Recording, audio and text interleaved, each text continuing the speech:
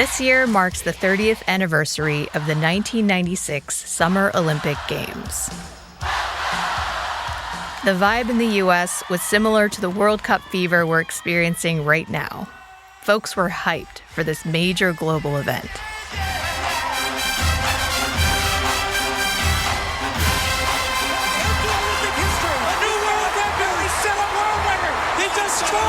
She has done it. Carrie Strug has won the gold medal for the United States team. And it held special significance for a couple of reasons. First and foremost, the 96 Games marked the centennial of the modern-day Olympics. But the event was also incredibly important to the American South. The host city, Atlanta, put the region on the world stage like never before. And because of that, it was a coming out party of sorts. And let the games begin. Bless you all, Atlanta.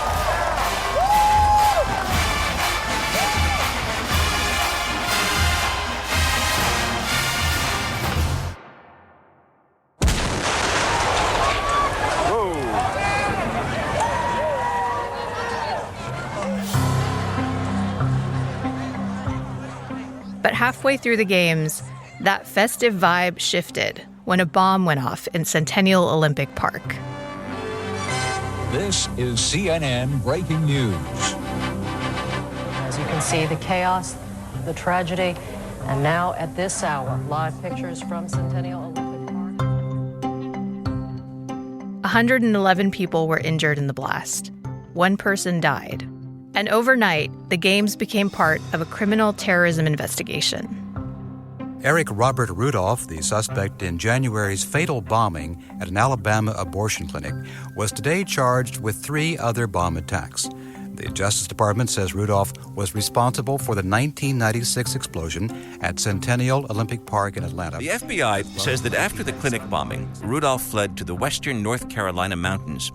NPR's Kathy Lohr visited the search area in the Nantahala National Forest for this report. I'm Anissa Khalifa. This is The Broadside, where we tell stories from our home at the crossroads of the South.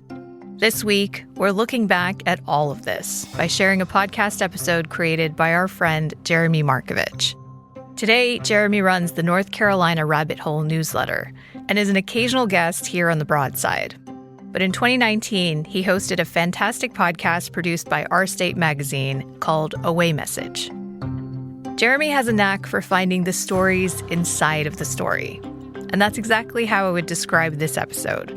It's not about Richard Jewell, the hero security guard who was wrongly accused of planting the bomb. Nor is it about Eric Rudolph, the domestic terrorist and survivalist who was the subject of one of the longest and strangest manhunts in American history. This week's episode is about the small-town cop from North Carolina who ended it all, and how being a footnote to history is sometimes just the beginning of a life well lived.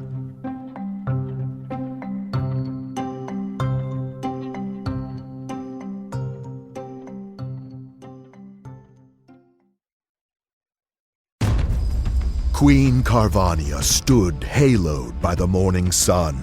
An army hung on her every word. My champions, I have sold my chariot on Carvana. 'Twas a lovely SUV, an inexplicably queenly offer. They're even coming to the castle to collect it. Tonight, we feast!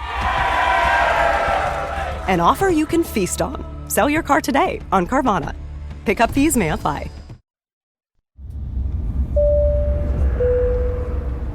This is the season finale of Away Message, and so far, every episode that's come before this one has had at least one thing in common. Every episode, in some way, is about North Carolina, about what it means to live here or to be a North Carolinian, about the things you know and don't know about this state. And this episode is no different. But for this story, I didn't drive off to some far-flung corner of North Carolina. I had to drive to the airport, get on a plane, and fly to Boston. Welcome to Boston's Logan Airport. The local time is 10:39, an on-time arrival. Out on the curb, I found the car that had been sent for me.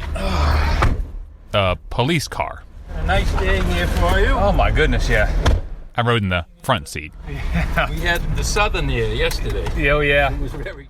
From the airport, we head west on Interstate 90, through downtown, then past Fenway Park, along the Charles River, and wind our way out to Chestnut Hill until we arrive at our destination, Boston College.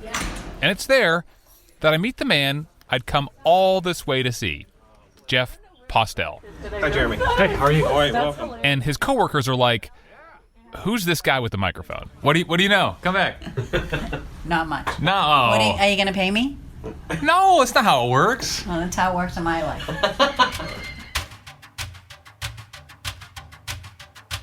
Now, 4 things you should know about Jeff right off the bat.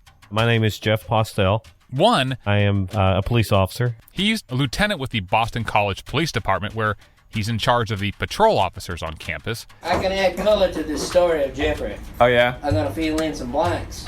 And those officers just love to give him a hard time. What's some questions that you need answered about Jeffrey? Just, who is he? Do you like him? Do you not like him? Well, don't sound as equivalent. Do I like Jeffrey? Yeah. Of course we like Jeffrey. Yeah. Jeffrey's a good guy. He's Now give me the dirt. You want dirt? 2, Jeff is not from around here. I love telling people I'm from North Carolina, and I get the opportunity up here to tell a lot of that. He's 38 now, but he spent most of his life in North Carolina. Now, there are some small clues in his office, like the Andy Griffith Show pictures on his wall, but the biggest clue... Mom always said I was country as cornbread. ...is the way he talks. And I am. I'm country. That brings us to number 3. I'll never forget my little old mother. Jeff talks about his mom. My mom always said you can attract more flies with honey than you can with soured milk. A lot. My mom, she was something else. And number 4, when Jeff was 21, still living in a small town in western North Carolina, he did something pretty remarkable. A thing that made national headlines. A thing that I came all the way here to ask him about. And a thing that he doesn't really bring up a whole lot. I never, ever really liked talking about it. In fact, I didn't want it to make it seem like I was bigger or better or badder than anyone else. To get an idea of how much he doesn't talk about it, I'm just an average person. I talked to this guy, Bill Evans, Jeff's boss. I was commissioner of the Boston Police Department for almost 5 years. Who himself has quite the backstory. Totally on the Boston Police Department for 38 years. Evans is also a hardcore runner, and he's finished the Boston Marathon 21 times.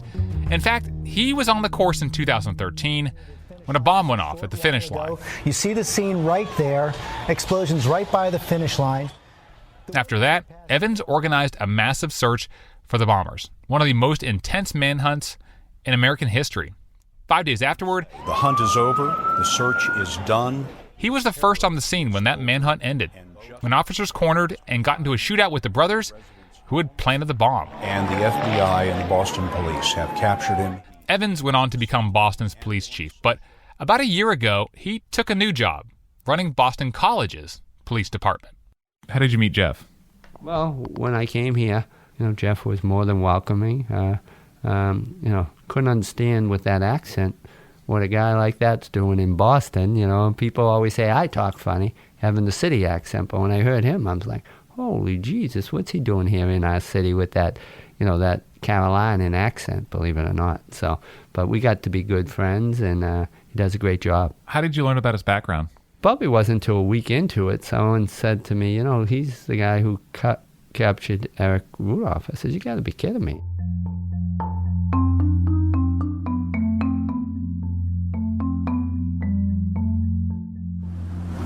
It was one of the largest searches of its kind. Where was Eric Robert Rudolph? Eric Rudolph, one of our country's most notorious criminals. The man who'd set off a bomb at the 1996 Olympics in Atlanta. The bombing at Centennial Olympic Park this morning was an evil act of terror. And then more across the South. We will spare no effort to find out who was responsible for this murderous act. We will track them down. We will bring them to justice. We will see that they are punished. Eric Rudolph, the man who'd been on the run for half a decade. Federal investigators have been hunting for Eric Rudolph for 4 years now. Search teams comb the mountains of North Carolina looking for any sign that Rudolph was there. The man who some people thought might never be caught. He can live up there forever. And then...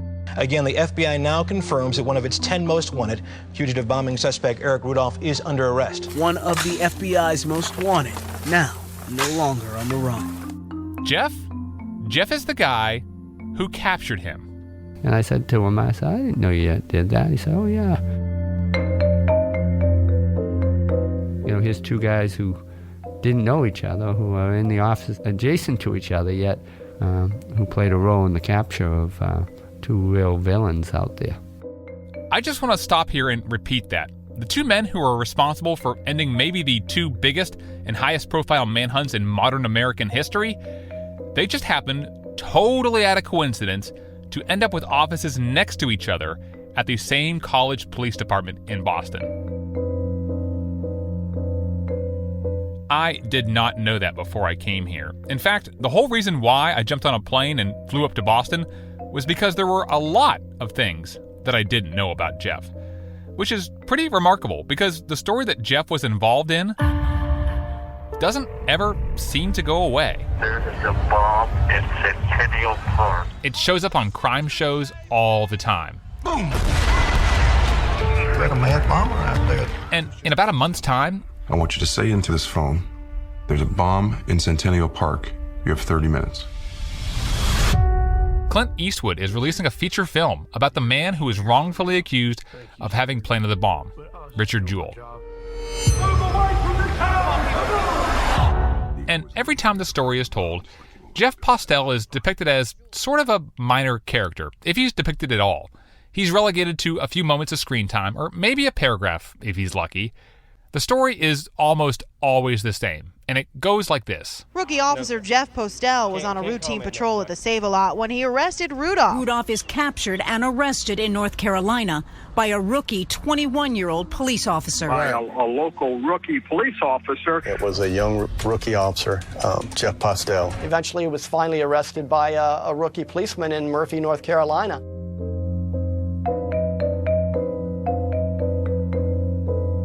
And for the most part, after the capture, after the initial headlines, Jeff Postel sort of falls off the radar and exists, really, as an amusing plot point in a much bigger story.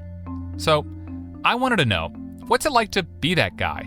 The guy who's responsible for the conclusion of a story that gripped an entire country for years. Whatever happened to that skinny, soft-spoken 21-year-old from Western North Carolina who captured a notorious fugitive? What did that sudden fame do to him? To his career, to his life? Could you have foreseen something like that happening to you 10 months into the job? That, no. Something that would change the course of my career, yes.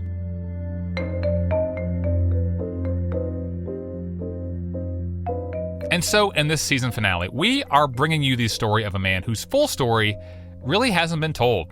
It's the story of a man who always wanted to be a police officer, a man who loved his mother more than anything in this world, a man who left the state and the place he loves and set out to find a new beginning, and a man who remembers exactly what it was like when he just made an arrest that would put his career and his life on a different path. I immediately called my mom, and I woke her up, and I said, Mom, I can't tell you what's going on right now. I said, but I am okay. I am safe. I am not hurt, but I'm not going to be home anytime soon.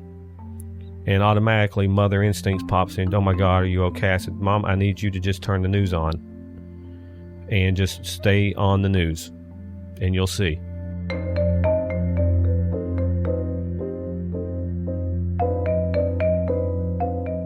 From Our State Magazine, this is Away Message, a podcast about what you find in hard-to-find places. I'm Jeremy Markovich.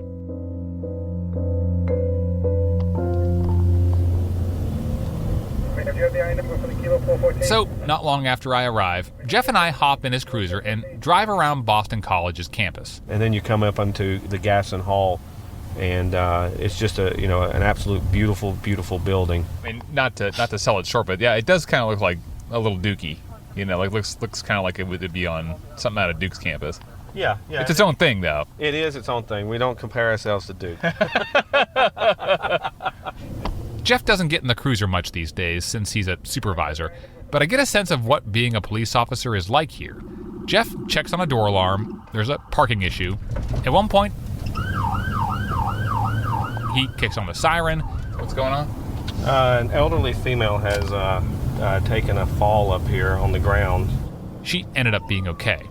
It's nothing like you see on cops, and that's fine by Jeff. To me, to be a good police officer, to enjoy my job, wasn't to go on the high adrenaline pumping calls or the dangerous calls. To me, it was about being visible and being a presence in the community.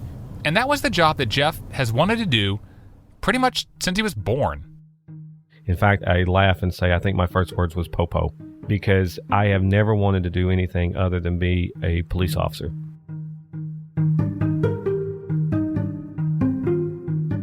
I was born and raised in Andrews, North Carolina, which is over in the western part of the state, out in the Cherokee County, which is the very furthest point of North Carolina you can go into the west, right on the North Carolina, Georgia, Tennessee border. It was a small community. It wasn't necessarily the size of Mayberry, but it was very rural. Everyone knew everybody. And this whole time that Jeff is coming of age, he's seeing a really optimistic version of what it means to be a police officer. From television. I grew up watching Chips. I grew up watching Lady Blue. I grew up watching Starsky and Hutch. I grew up watching Adam 12. I actually grew up watching Car 54, Where Are You? And from real life. One thing about living in a small town is you know the people. I knew the police. I knew the police officers. My family knew the police officers. You know, my pastor growing up was a police officer. And Jeff has, by his account, a pretty normal childhood. But as he becomes a teenager, he realizes that something doesn't quite add up. You know, I kind of had thought that, you know, my parents were a little different because they were both significantly older than my friends' parents. And one day he's poking around the house. I was prowling through some drawers and found some paperwork, and began reading it and putting two and two together. What he found were his own adoption papers. The people he thought were his parents were actually his grandparents. And so I had the knee-jerk reaction of kind of feeling like I was not loved. I wasn't, I was dirty. I wasn't wanted. I felt betrayed, and I felt like I was let down, and I felt like I might have let down my parents. That I felt like I didn't know these people now that had raised me as my mom and dad for, 12 or 13 years. But pretty quickly, Jeff sees a silver lining. For folks who give birth to their child, you kind of get what you get. And I don't mean that in a bad way, but you're kind of stuck with it. I got chosen. My grandparents saw something in me. They wanted to keep me. They wanted to keep me in the family. They wanted that to happen because they wanted me to serve. It's no discredit to my parents, but I'm where I'm at today because of that. And I value that my biological parents, if you will, were reasonable enough to recognize that at their age. They were younger and just not ready. And so the people that Jeff has called his mom and dad for his entire life, he still calls them his mom and dad. And they both decide that they do not want Jeff to go into law enforcement. I believe being a law enforcement officer is a calling. I'll tell you right now, my mom and dad, more so my mom, never wanted me to be a police officer. Hated the fact that I wanted to be a police officer because of the dangers that are associated with it. But while he's in high school, something really big happens a few hours south of his hometown. An explosion rocked through the city of Atlanta at approximately 1:20 a.m. Eastern time on Saturday morning. An act of terror in Atlanta early this morning during a concert in the Centennial Olympic Park. 110 people have been injured, 2 have been killed. It was aimed at the innocent people who were participating in the Olympic Games.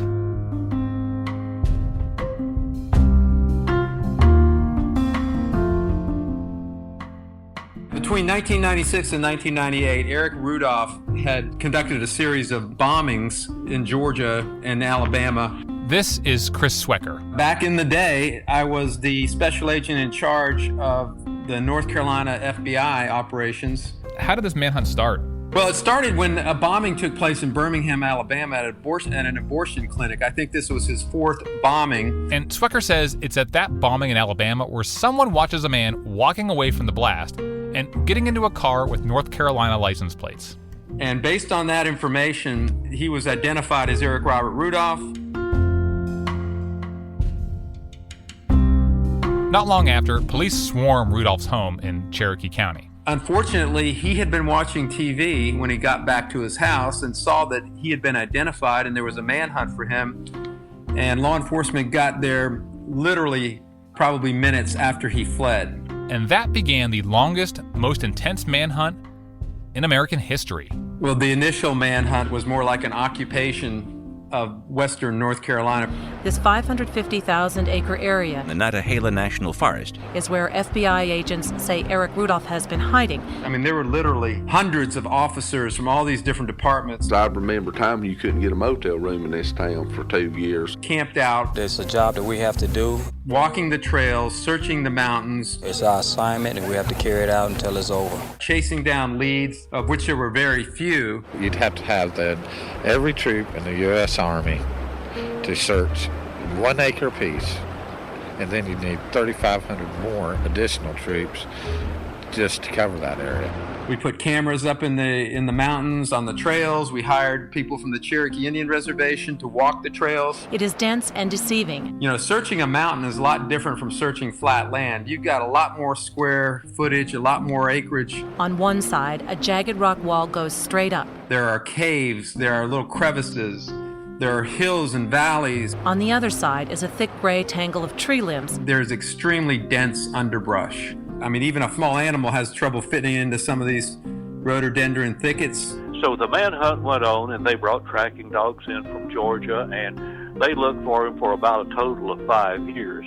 That is Bill Hughes. Mayor of the town of Murphy for 20 years, police commissioner during that time for 10 years. Now you know as much about me as I do. And Bill says as the 5-year search went on, people started looking at his corner of North Carolina, and stories started to emerge. The worst fears of law enforcement agents were realized when they say Rudolph became a local folk hero for a time. That is totally and completely false. Everyone in this area was hoping for his capture very soon because they knew who he was. He had killed twice before, and they knew he was quite capable of killing again. So he was looked upon as one to be feared. But even so, it really was a fugitive hunt or manhunt with very few leads. The search began with more than 200 agents and has dwindled to a handful. This was over a period of 5 years that they were actually looking for him. Did anybody really think that he was going to be found after all that time? Well, our agents knew he would be found. And the analysis that came out of our behavioral science unit was this guy is going to stay close to home. He is going to stay with what he's familiar. This is where he's established his hiding places. He is still up there somewhere. I was still in high school when the bombings happened in 1996. I remember I was working at McDonald's in Andrews when the federal investigators and everyone swarmed the city and set up a command post. And so I remember all that. But Jeff Postel sees all of this in a glass half full sort of way. He knows he wants to be a police officer, and just out of the blue, he gets a front row seat to a very big, very intense manhunt. For a young kid like me that was interested in law enforcement, it was a pretty cool thing to see. At age 20, he goes to the police academy at Southwestern Community College, graduates in April 2002, and lands his first official police job, which he can't actually start for 3 months because he's not 21 yet. So I wasn't sworn in as with the Murphy Police Department until I was until July. I think it was July the 8th. What was that like to get that job? I wanted it. I tasted it. I wanted it so bad because it's all I ever wanted to do, and there was nothing else that I had any interest in. But Jeff's dad doesn't see him sworn in. He died about a year before, in 2001. And even though Jeff is now in the police force, he's still living at home with his mom. Plus, he's working the overnight shift. Sometimes, he's the only police officer on duty in Murphy, a sleepy little place with only about 1,600 people, the westernmost town in North Carolina. I'm not ashamed to say, but I hated those hours. It just tears on you. I hated it. 4 o'clock was my witching hour. You don't want to be around me. And finally, one day, Jeff has had enough. I walked into the chief of police office and I said, "Chief, you got to get me off the third shift. Nothing ever happens. I can't take it no more. I'm going crazy. Nothing happens."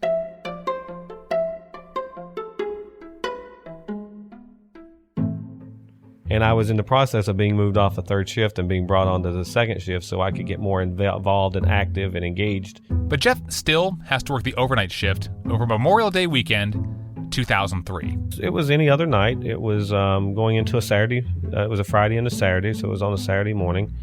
And again, we typically were dealing with the normal, as I call them, the normal downtown cruisers that we dealt with every weekend. I'm trying to recall if I'd even had dinner that night. I'd usually, on the midnights, I'd usually go down to the Waffle King, or I'd stop by the 24-hour gas station down on Highway 64 at some point. But I know that it was pretty much any other average night. And at 2 a.m. on May 31st, 2003, the only other officer on duty in Murphy clocks out. So After 2 o'clock, I would always kind of sneak off to the other parts of the city and just make some checks, go through some neighborhoods, be visible in some of the areas. 2:30 rolls past, then 3 a.m. At 3:30, he heads out toward the northeast edge of town. And I went into the Valley Village Shopping Center, which was a shopping center there that had Save-A-Lot grocery stores. It had Family Dollar in it. It had a couple other shops and stores in it. And I remember cutting across the parking lot around 3:30 in the morning. And as I pulled into the parking lot off of Old Andrews Road, I turned off my headlights and proceeded in around the left side of the building. And as I turned the left side of the building, I activated my right alley light on my police car, which was a spotlight on the light bar that shined off to the right, so it would hit the rear of the building as I went by to illuminate that area. And as I turned the corner of the shopping center there, I observed an individual that was kind of crouched down in the middle of the road in behind the building. And he was wearing heavy clothing, looked to be a camouflage jacket. At the time I saw him, I startled him, and he ran.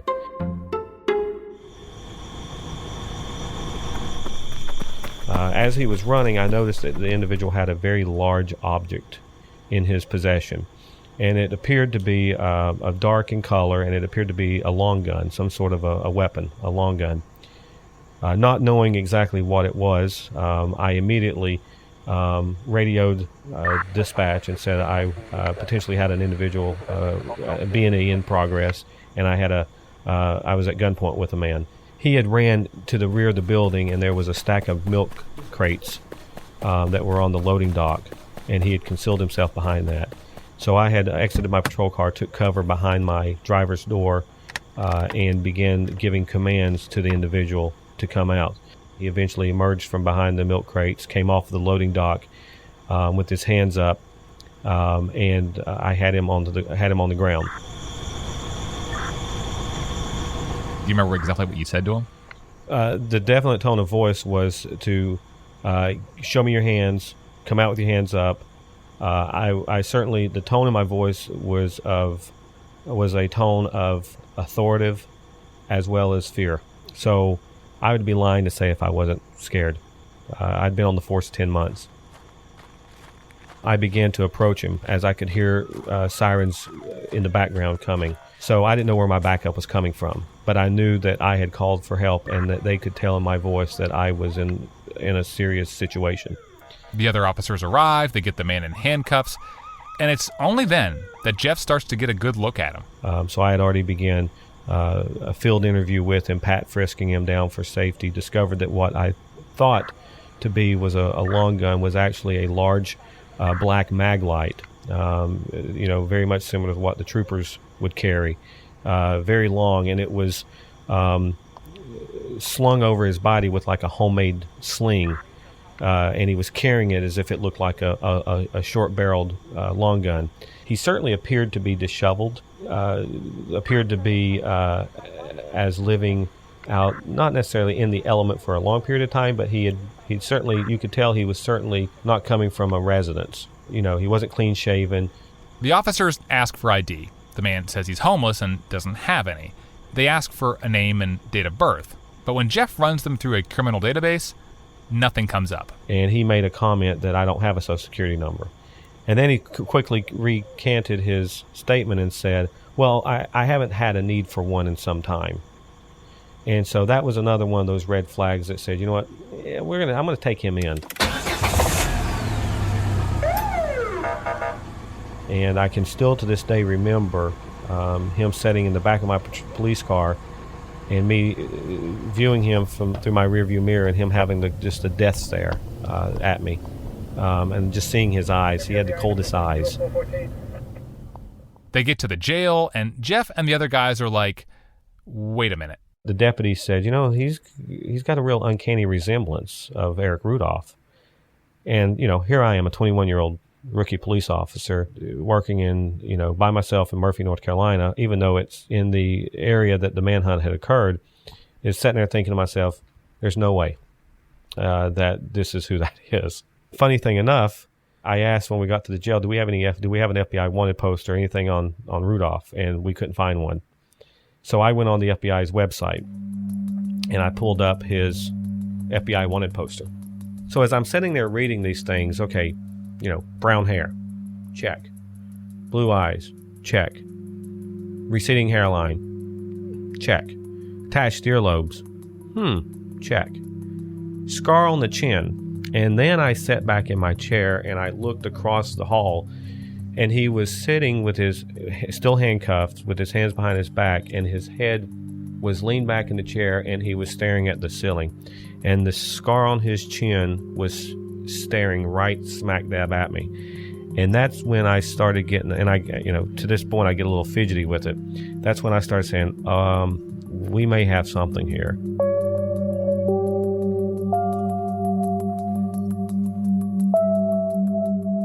And I remember Officer Bandy from the TVA police take the FBI wanted poster and hold it up to his face. And we all sat there and looked at it, as I'm doing right now with you.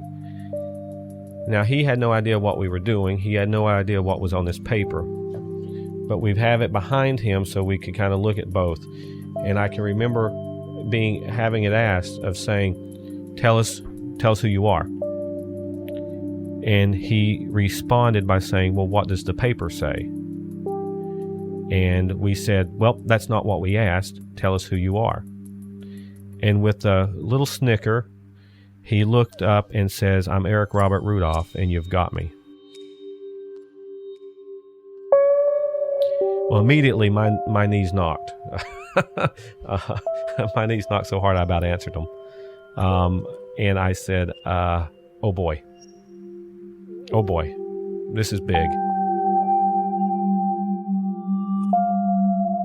And I'll never forget how he said it. It was in the most coldest way of saying it when he said, I'm Eric Robert Rudolph and you've got me.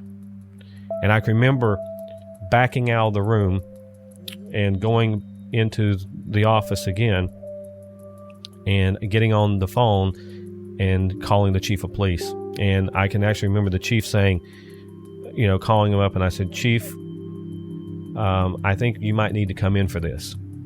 He thought I was joking. He thought I was being funny at 3:30 in the morning, 4 o'clock in the morning, waking him up. And I said, Chief, I think I've got Eric Rudolph here, and you need to come in. And when he realized that I wasn't laughing or having a fun time telling him this, he realized that I was being serious. And I immediately, once I got off the phone with him, I immediately called my mom, and I woke her up, and I said, Mom, I said, I can't tell you what's going on right now. I said, but I am okay. I'm safe. I am not hurt, but I'm not going to be home anytime soon. And automatically, mother instincts pops in. Oh my God, are you okay? I said, Mom, I need you to just turn the news on and just stay on the news, and you'll see.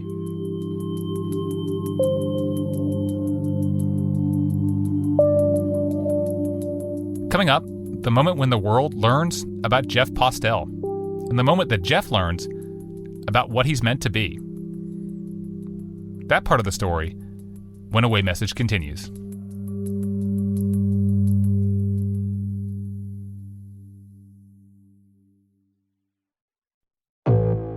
If you sold somebody a loaded gun who you knew was in a vulnerable state and they shot themselves, I think it is murder. Just because you're using the internet doesn't mean you get away with murder. I'm Damon Fairless, host of Hunting Warhead. This season, I take you inside the business of suicide and the places desperate people go when they can't find what they need in the real world. Hunting the Suicide Salesman. Available now wherever you get your podcasts. One of the most consequential and least understood moments in American history is Reconstruction. This is a radical restructuring of American democracy. That's a big deal. We're weaving together a living, breathing account with historians, journalists, and novelists, not year by year, but story by story. This process of perfecting the Union is not this static project. Reconstruction, the unfinished promise. Listen wherever you get your podcasts. I'm Brian Reed. When I created S-Town, I looked at how secrets, lies, and the stories we tell shape a small, rural town. Now on my podcast, Question Everything, I'm going bigger. Hi, this message is for Senator Lindsey Graham. I head to Washington to take on a law that gives tech companies sweeping immunity. Is how these companies have gotten rich.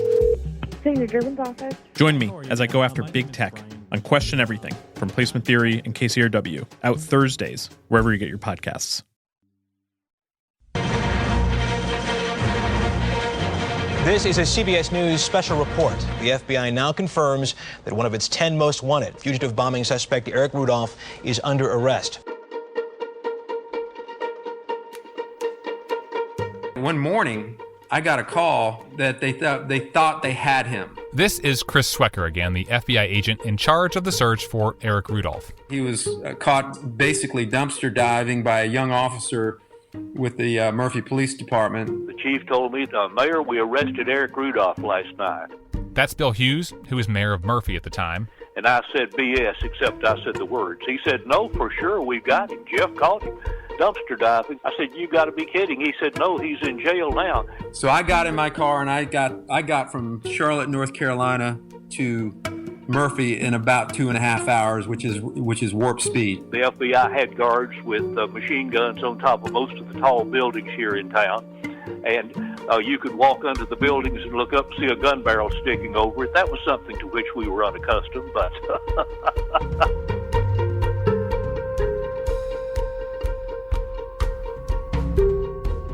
So the sun comes up the next day, and what happens? Well, I look like crap, for one. Jeff has a few minutes to run home, freshen up, and head back to work for what's going to be a long day. Did your mom know yet what you had done? I think there was initial reports hitting the CNN and all the news stations that there was some breaking news, but there was not a whole lot of release. And I was able to just very briefly tell her she just needed to keep watching TV. And Mom got mad. Boy, she was mad. I said, it wasn't my place to tell you. But she got mad at me for a little while. She got over it. By the time Jeff gets back to Murphy, there are dozens of reporters, cameramen, and satellite trucks parked downtown. The FBI is there. Eric Rudolph is being questioned. And inside the police department, everybody's trying to figure out what they can tell to all of the reporters outside. We all gathered in a room, and Officer Postel was waiting outside, and we said, we established what we were going to do. And they decide they're going to let Jeff talk. And I remember them saying, they're going to want to ask you some questions. And I said, oh boy, here goes.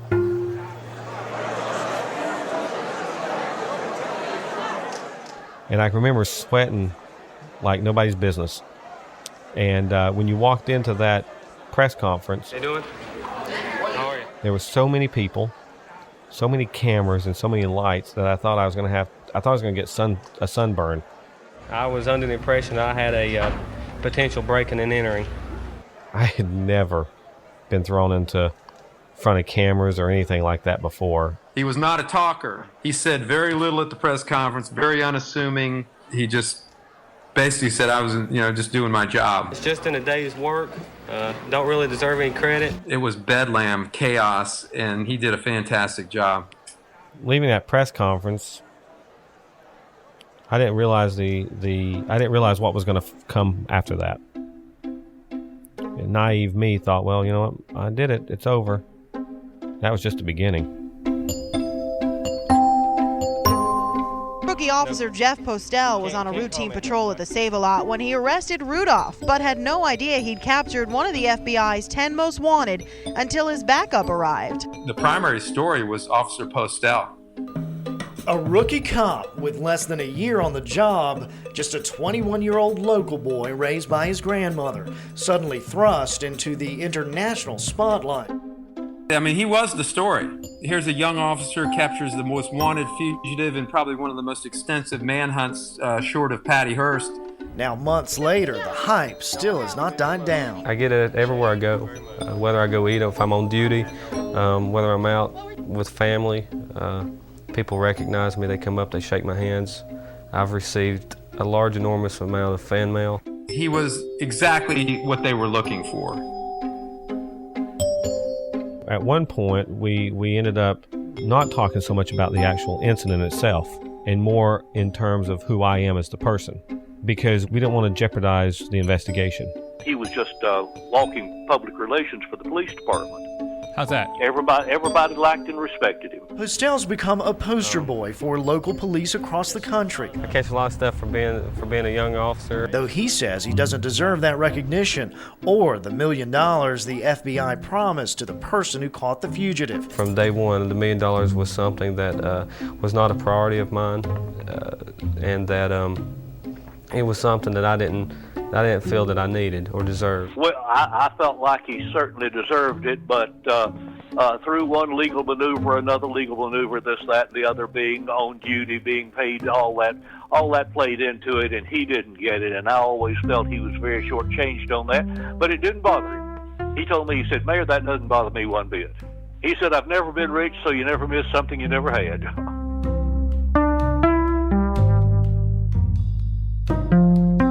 It had an impact on my work. I actually couldn't work the road for a few weeks because everywhere I'd go, I couldn't get away from the cameras. I couldn't get away from people. I had people actually want me to write them tickets just to have my autograph. We stopped in Asheville coming back from Raleigh to have dinner, and all the little waitresses, one said, "There's Officer Jeff Postel." And we looked around, and all the little waitresses were behind a table there, and they had squatted down. They were looking over the top of the table.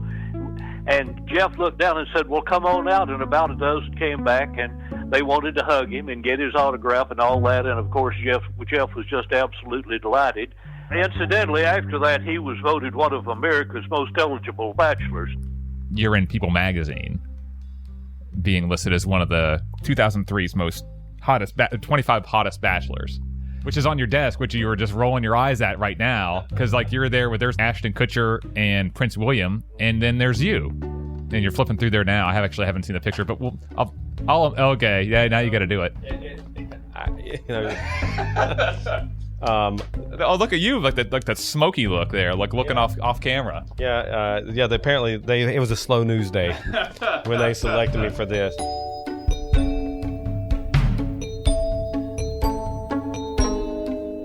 And it was challenging. I was a 21-year-old police officer. I wasn't a 21-year-old celebrity. I wasn't a 21-year-old movie star. I wasn't a 21-year-old baseball or football player.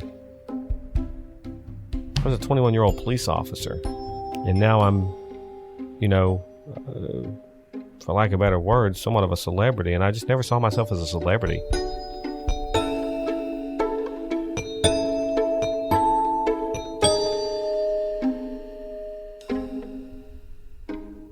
But there was one part of the story that did get underneath his skin a little bit.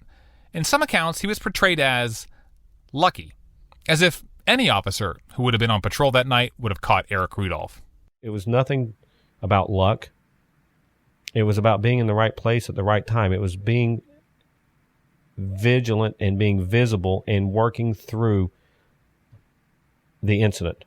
When you say, "I was just doing my job," or "I was doing my job and I caught him," I mean, how would you describe that phrase when you say it about this case?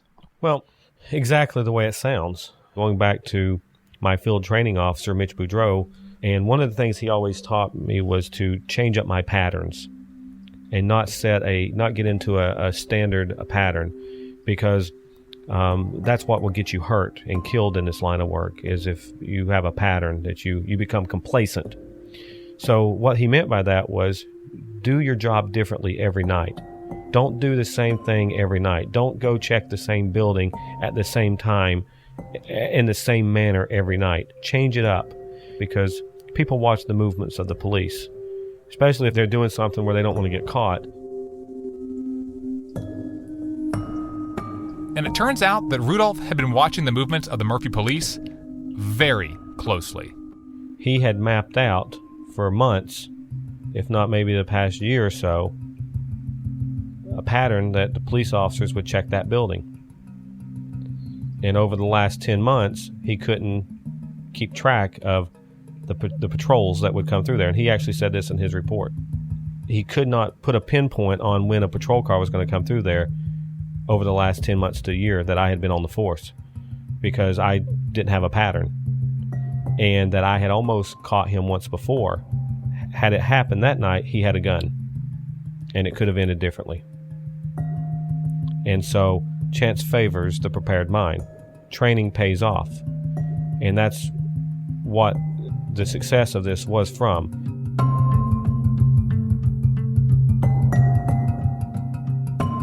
Eventually, the media's attention shifts back to Rudolph, who, in 2005, pleads guilty and is sent to a maximum security prison for life. With this chapter behind him, Postel looks forward.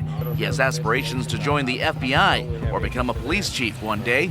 You know, I'm on my way to a good start. Now, Officer Jeff Postel's name is tied forever to a fugitive. He says word of Eric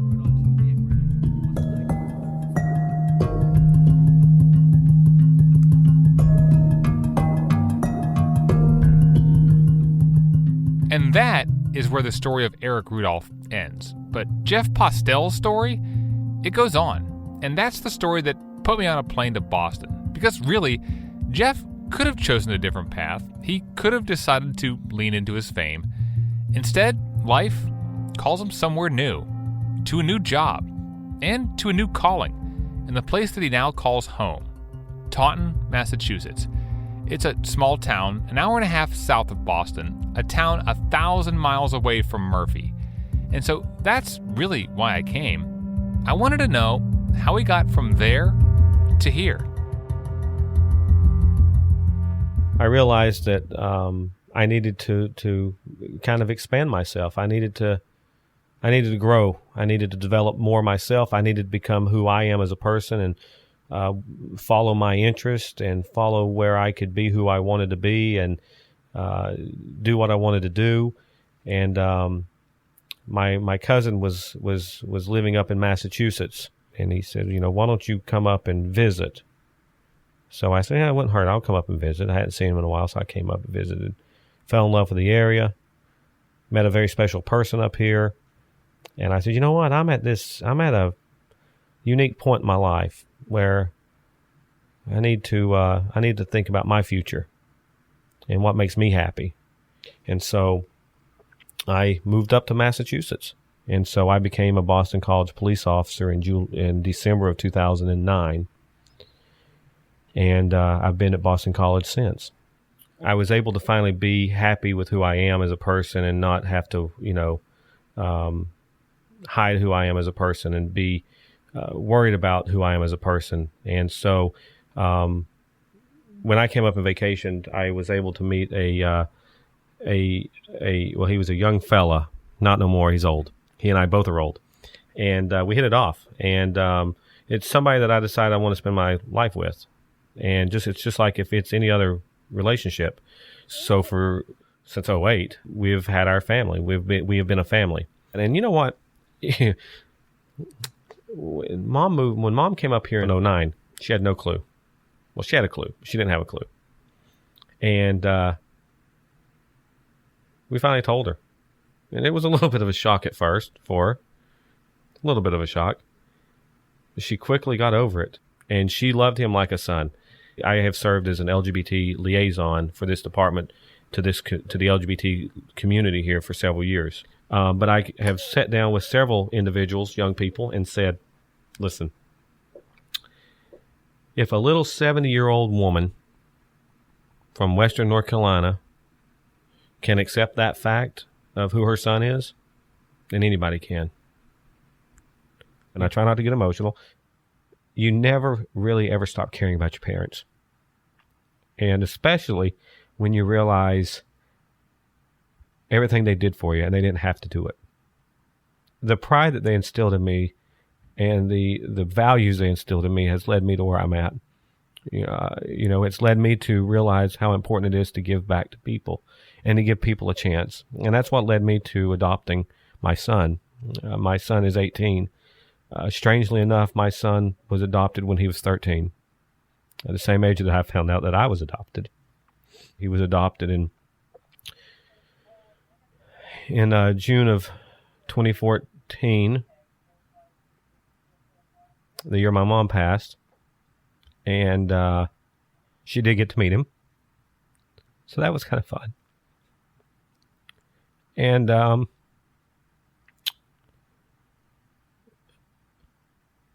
they hit it off. And I think, looking back, I think my mom was very proud that we were able to do what she was able to do for an individual who deserved to have a good life.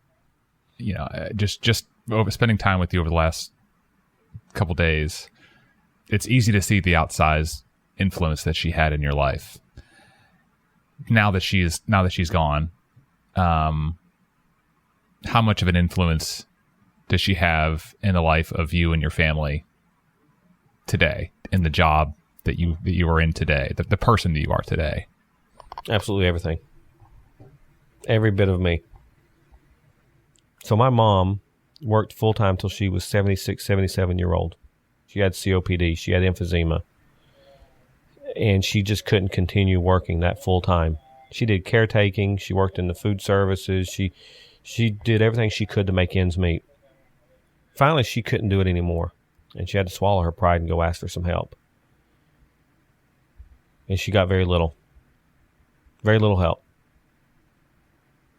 And I then realized that there was a problem with our system.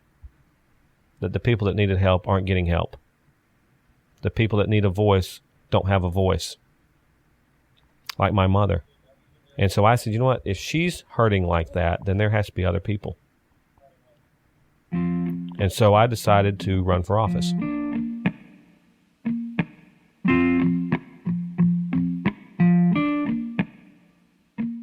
There's a city council race going on in Taunton in 2017.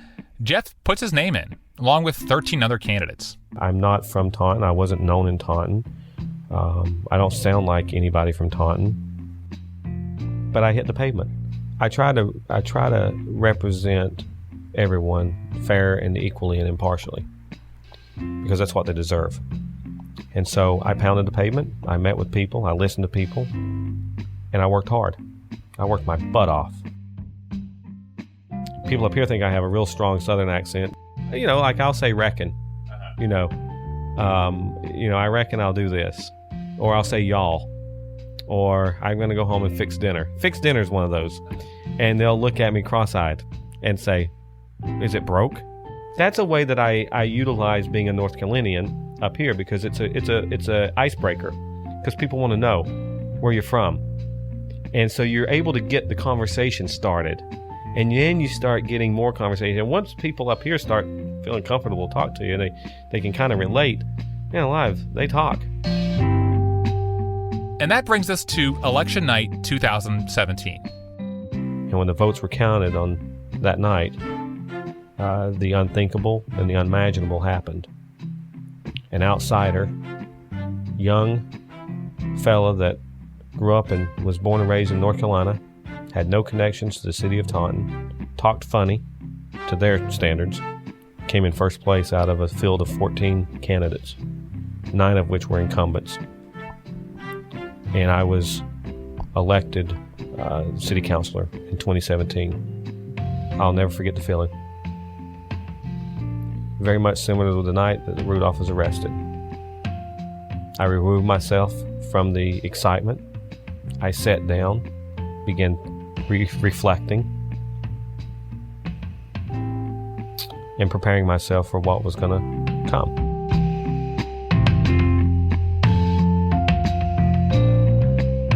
I watched Jeff at a city council meeting on a Tuesday night in Taunton. He was thorough, thoughtful. He talked to almost everybody that showed up, shook hands, smiled, listened. And when I saw a local reporter hanging around, I asked him a question. Did Jeff ever use the Rudolph case to his advantage during the campaign? I don't believe so, and I don't think he tried to exploit that. But when I met him for the first time, I asked him about his background, and he described that to me, the Olympic bombing case, and how I believe he made the arrest. And so that's how I found out about it. But I don't think he was trying to use that to gain any popularity. I don't like talking about the Rudolph case unless it's something like this, because I don't feel like I did anything special. I was just doing what I was supposed to be out there doing.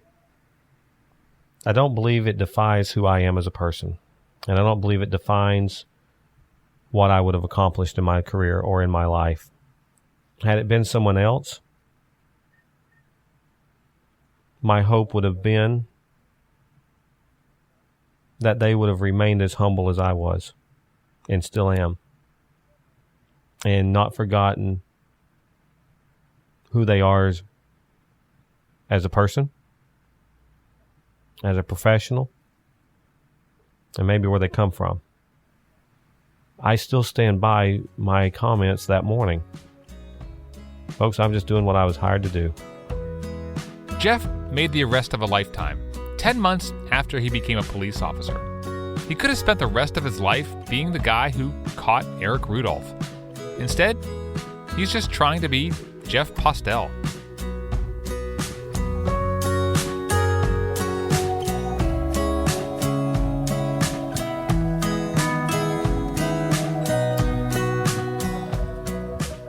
Hey, it's Anissa here with a couple of quick updates on this story that originally published in 2019. Last year, Jeff Postel wrapped up an 8-year stint in local politics as a member of the Taunton City Council. He won 3 consecutive elections. Jeff is now the deputy chief of police in the nearby town of Abingdon, Massachusetts. And Bill Hughes, the mayor of Murphy, North Carolina, whose voice you heard throughout this episode, passed away just a few weeks ago on July 2nd. He served in local government in his hometown for 32 years before retiring in 2017. This episode of Away Message was a production of Our State magazine, a publication that's been celebrating North Carolina for almost a century. Jeremy Markovich, who hosted this program, now runs the North Carolina Rabbit Hole, a fantastic independent newsletter that covers all things weird and wonderful in our home state. We've dropped links to both Our State and NC Rabbit Hole in this week's show notes. Special thanks to Matthew Yates, Katie Killen, Bill Evans and the Boston College Police Department, and Charles Winnicor of the Taunton Daily Gazette. Some of the archival audio you heard came from WLOS TV in Asheville. The closing song is Bright Direction by His Golden Messenger. It's courtesy of Merge Records. This episode was produced by Jeremy Markovich and James Michkowski. Todd Delaney was the managing editor, and Elizabeth Hudson was the editor-in-chief. Thanks for listening, y'all. We'll be back next week with a new original episode of The Broadside.